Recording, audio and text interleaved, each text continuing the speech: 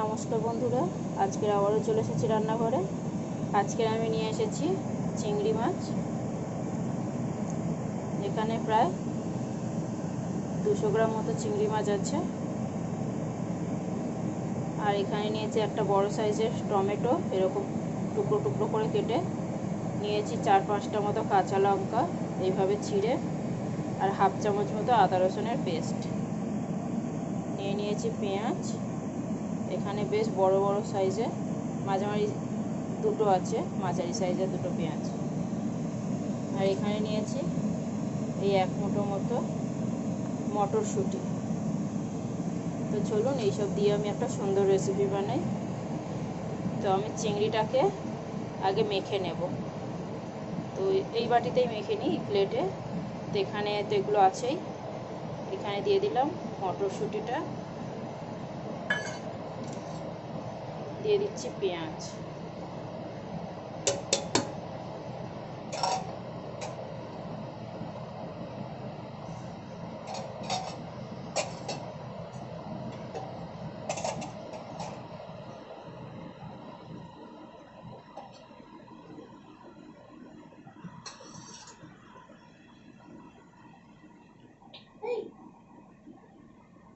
এখানে দিয়ে দিচ্ছি স্বাদ অনুযায়ী নুন।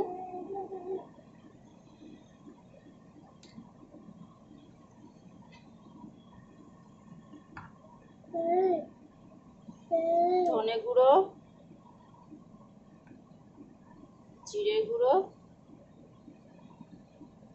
একটু হলুদ গুঁড়ো, একটু লঙ্কার গুঁড়ো,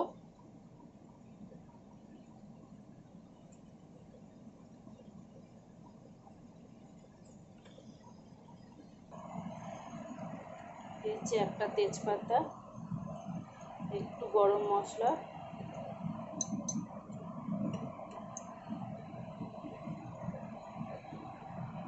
আর সর্ষের তেল।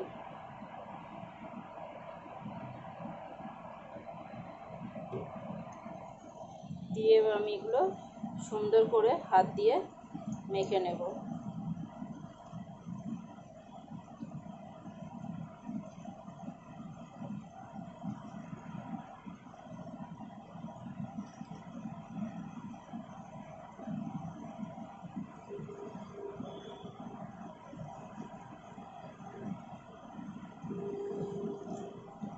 জায়গাটা মনে হয় ছোটো হয়ে গেছে, যাই হোক আমি সাবধানে মেখে নেবো এটা।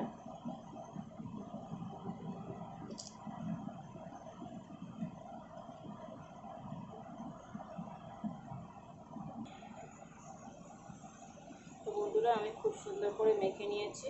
দেখুন, আমি একটা টিফিন বক্স নিয়েছি। এবার আমি সোজা চলে যাব টিফিন বক্সে।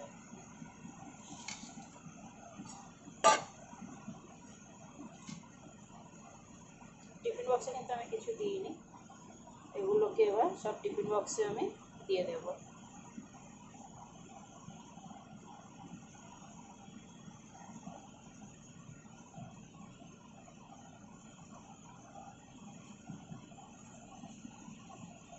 কাঁচা চিংড়ি মাছের এইভাবে রেসিপি হয়তো অনেকেই খায়নি এখনো পর্যন্ত।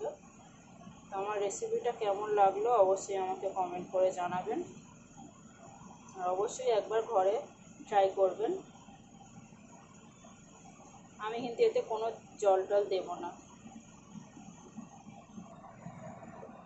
তো এখানে আমি বাটিতে টিফিন বক্সটাতে ভরে নিয়েছি। এর মধ্যে এবার একটু দিয়ে দেবো কাঁচা তেল। ব্যাস, আমার টিফিন বক্সটা হয়ে গেছে রেডি। এবার আমি ঢাকা দিয়ে দিলাম। তো আমি আগেই কড়াই বসিয়ে দিয়েছি, আর কড়াই দিয়ে দিয়েছি 1 কাপ মতো জল। আর জলটা গরমও হয়ে গেছে। আমি একটু গ্যাসটা বাড়িয়ে দিলাম। জলটা যেই ফুটে যাবে আমি গ্যাসটাতে লো করে দেব, দিয়ে 15 মিনিট ফুটিয়ে নেব। তো দেখুন বন্ধুরা, জলটা ফুটে গেছে। আমি এবার গ্যাসটাকে একদম লোতে করে দেবো, দিয়ে 15 মিনিট এটাকে ভাপিয়ে নেব।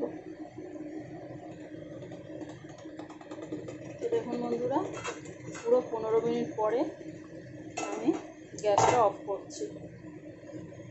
এবার আমি টিফিন বক্সটা কড়াই থেকে নামিয়ে একটু ঠান্ডা করে নেব, নিয়ে খুলবো।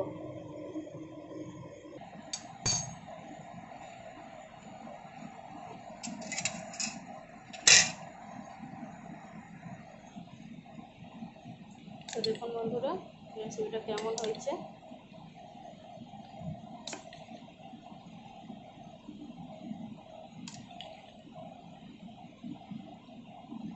তো আজকের আমার রেসিপিটা কেমন লাগলো অবশ্যই একটা লাইক, কমেন্ট, শেয়ার দিয়ে জানাবেন। আর আমার ভিডিওটা দেখার জন্য অবশ্যই ধন্যবাদ। আমার চ্যানেলটাকে সাবস্ক্রাইব করে আমার পাশে থাকবেন।